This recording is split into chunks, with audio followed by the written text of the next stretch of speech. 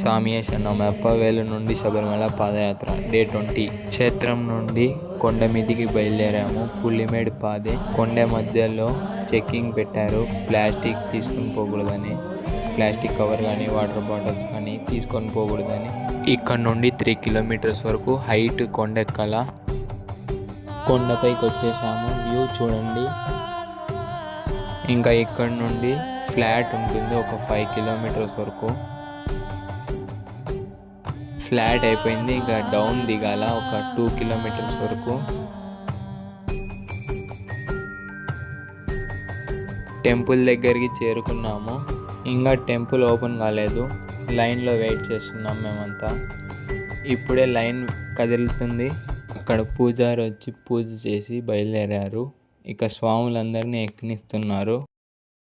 Finally reach in Sabarimala.